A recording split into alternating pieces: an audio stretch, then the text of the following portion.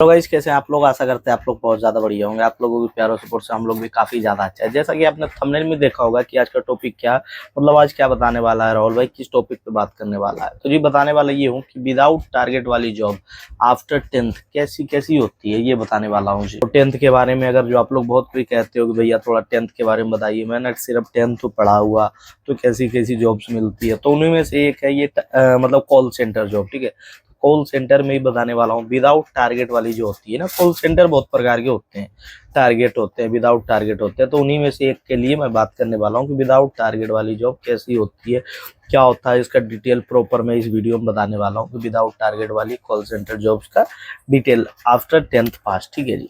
तो सबसे पहले आप लोगों को तो पता ही होगा कि कॉल सेंटर जॉब क्या होता है, थोड़ा सा मैं भी बताने की कोशिश करूंगा जी। तो कॉल सेंटर जॉब मतलब ये कि जहां हमें कॉल करना पड़ता है कस्टमर को, या तो उधर से आते हैं या तो इधर से।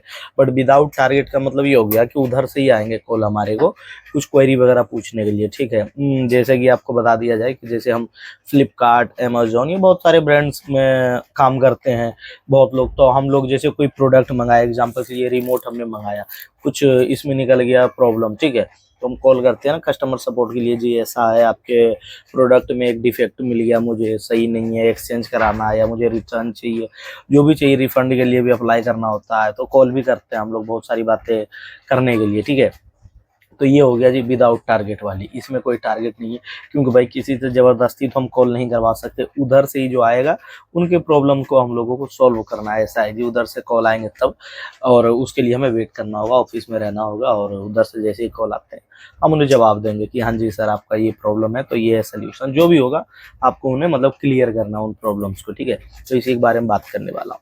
तो ये कॉल सेंटर तो आपने समझ ही गया क्या होता है जॉब। अब इसमें बात किया जाए कितने देर का वर्क होता है। तो देखो ब्रदर, वर्क तो बहुत सारे बातों पे डिपेंड करते हैं। जैसे कितने देर का होता है वर्क, इसके लिए मैं बताऊं तो ये तो 8 घंटे का जॉब होता है, और डिपेंड करता है आप पार्ट टाइम कर रहे हो, फुल टाइम कर रहे हो, या फिर ओवर टाइम कर रहे हो। बट अगर जो मैं बताऊं नॉर्मली तो 8 घंटे का तो जॉब होता ही है। ठीक है, तो ये फुल टाइमर के लिए जॉब है जो कि 8 घंटे का जॉब होता है। और बहुत जगह अगर जो आप लोग पार्ट टाइम करते हो तो वो भी रहते हैं। ठीक है, और बहुत लोग क्या करते हैं कि शिफ्ट वगैरह में भी करते हैं, तो शिफ्ट में भी कर सकते हो। ठीक है, ऐसा है जी। अब बात किया जाए कि भाई इसके लिए अगर जो मैं 10th पास हूँ तो मुझे इसका इंटरव्यू क्वालिफाई करने के बाद कितनी मेरी सैलरी मिलेगी, कितना हॉलीडे मिलेंगे, मैक्सिमम कितनी सैलरी जा सकती है, मिनिमम कितनी सैलरी रहेगी भाई, और इसमें फ्यूचर है या नहीं, मुझे कॉल सेंटर में जॉब करनी चाहिए या नहीं करनी चाहिए, या करनी चाहिए तो क्यों मैं करूँ इसमें, तो यही सब बताने वाला हूँ। सबसे पहले करनी चाहिए तो क्यों मैं करूँ, इसी को मैं समझाऊँ। तो ब्रदर इससे आपका कम्युनिकेशन स्किल बहुत अच्छा इंप्लीमेंट हो जाता है। अगर जो आप लोग नए नए होते हो ना, और ड्रीम करते हो कि ऐसी ऐसी कंपनीज में मैं जॉब करूंगा, तो अगर जो आप कॉल सेंटर में जॉब करते हो तो उससे क्या होता है कि आपके अंदर बोलने का एक कला आ जाता है अच्छा से, कि कैसे किससे बात किया जाता है। तो उसकी वजह से क्या होते हैं कि आपका कम्युनिकेशन इंप्लीमेंट हो जाता है बहुत बढ़िया से, कस्टमर हैंडलिंग का नॉलेज हो जाता है कि ज़्यादा गुस्सा नहीं करना है, हाइपर नहीं होना है। क्योंकि बहुत लोग में होते हैं कि तुरंत तुरंत गुस्सा आ जाता है जी। आपसे कुछ बात करूँ, हो सकता है आप दुकान चला रहे हो, भाई गुस्सा आ जाते हैं। तो ये सब चीज़ आपके अंदर से धीरे धीरे खत्म होने लगती है, आप एकदम बढ़िया एक जेंटलमैन की तरह बात करते हो, लगता है बंदा कुछ बोल रहा है, तो ये आप सीख जाते हो। ठीक है, तो ये तो बहुत पहले बढ़िया एक फैक्टर है। दूसरी बात देखो होता है क्या, नए नए जब हम लोग होते हैं तो बहुत कम जॉब्स होती है जो हम लोगों को मिल पाती है एज अ फ्रेशर। ठीक है, तो उनमें ये जो है कॉल सेंटर काम कर जाता है कि मतलब फ्रेशर को दे देते हैं।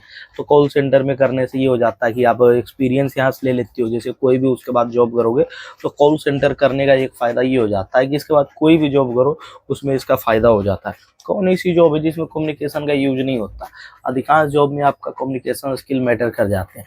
तो ये आपके लिए फ़ायदे का काम कर जाता है कि अगर जो आपका कम्युनिकेशन इंप्लीमेंट हो जाता है तो सारी जॉब्स में आपके लिए रास्ते खुल जाते हैं कि आप एक्सपीरियंस हो तो यहाँ आपके लिए मिल सकती है जॉब। ऐसा है भाई, जैसे कि हम मॉल में ही जॉब करें तो वहाँ भी भाई कम्युनिकेशन का सारा गेम है, और एक्सपीरियंस लाओगे तो आपकी सैलरी भी बढ़ जाती है भाई, क्योंकि एक्सपीरियंस रहता है तो एज कम्पेयर टू फ्रेशर आपकी वाकई में सैलरी भी बेटर रहेगी, जॉब भी बेटर, पोस्ट भी बेटर मिल सकती है। ठीक है, बात किया जाए क्या इसमें हॉलीडेज मिलते हैं, तो बिल्कुल मिलते हैं भाई, एक छुट्टी तो बिल्कुल मिलेंगे ही मिलेंगे, और एक छुट्टी मिलेंगे। और बात किया जाए कि क्या इसमें भी इंसेंटिव मिलते हैं राहुल भाई, अगर जो मैं विदाउट टारगेट वाली भी करूँ तो भी मुझे इंसेंटिव मिलेंगे, तो बिल्कुल भाई मिल सकते हैं। जैसे कि कहा जाता है ना कि आप इतने कस्टमर को हैंडल कर लोगे तो आपको इंसेंटिव मिलेगा, तो ये होगा जी इंसेंटिव थोड़ा कम मिलेगा ये कह सकता हूँ, और बिल्कुल जीरो मिलेगा ये नहीं होगा, इंसेंटिव मिलेंगे, बिल्कुल मिलेंगे भाई। ठीक है, इसमें मिनिमम और मैक्सिमम सैलरी क्या होती है, ठीक है। उसके बाद बात करते हैं एक्सपीरियंस की सैलरी क्या होती है, ठीक है। तो जी मिनिमम देखो, कम से कम अगर जो आप कॉल सेंटर में जॉब करते हो, विदाउट टारगेट वाली जॉब है, तो कम से कम आपकी सैलरी रहेगी, अगर जो 10th पास के बाद जा रहे हो तो लगभग 12,000 रहेंगी, कहीं कहीं 10,000 भी मिल सकते हैं। और बढ़िया कंपनी के लिए काम करोगे तो 15,000 भी दे सकते हैं। और 15,000 दे रहा है कोई कंपनी, बढ़िया कंपनी है, तो उसके लिए बढ़िया नॉलेज भी चाहिए, मतलब आपका कम्युनिकेशन भी अच्छा होना चाहिए, आपकी मतलब बोलने का तरीका भी बढ़िया होना चाहिए, थोड़ी बहुत इंग्लिश अच्छी होनी चाहिए, इंग्लिश में पकड़ होनी अच्छी चाहिए, तो ये मैटर कर जाते हैं। उसके बाद सैलरी जो मैंने बता दी है, कम से कम 12,000 हो जाएंगे, 10,000 भी बहुत सारे कंपनीज में, किसी में 15 भी मिल जाते हैं स्टार्टिंग में ही। और हाईएस्ट की बात किया जाए तो भाई हाईएस्ट का तो कोई लिमिट ही नहीं, जैसा आपका वर्क रहेगा वैसा आपको पैसा मिलेगा, ऐसा है जी, ठीक है। और उसके बाद अब बात किया जाए, अगर जो मैं एक्सपीरियंस हूँ भाई, पर मैं 10th पास ही हूँ, पर मेरे अंदर एक्सपीरियंस है, ठीक है। पर अगर जो एक्सपीरियंस आपका कोई और फील्ड का है, जैसे कि भाई मैं बात करूँ कि मैं कपड़ा सेल्स लाइन में था, तो भाई अगर जो आप दुकान में सेल्स लाइन में थे तो भाई आपका वाकई में कम्युनिकेशन वहाँ भी बढ़िया होगा, आप समझाने के काम आ जाओगे। तो अगर जो सेल्स लाइन का एक्सपीरियंस है आपके पास, तो आप विदाउट टारगेट वाली छोड़ करके टारगेट वाली कर लो, क्योंकि आप जो हैंडल करना सीख गए हो, कैसे किया जाता है कस्टमर को हैंडल, तो वहाँ वो ज़्यादा फायदा कर देगा, है कि नहीं। या तो विदाउट टारगेट है तो यहाँ भी ऐसे फायदा करेगा, पर ज़्यादा फायदा देखा जाए तो उधर करेगी, क्योंकि हमारे पास एक्सपीरियंस घुस चुका है माइंड में कि कैसे हम कस्टमर को इंगेज कर ले अपनी बातों में, अपनी प्रोडक्ट को कैसे सेल कर ले। विदाउट टारगेट वाली में भी वो वर्क कर जाएगी, और उसकी वजह से आपका सैलरी भी हाइक हो जाएगा, ठीक है।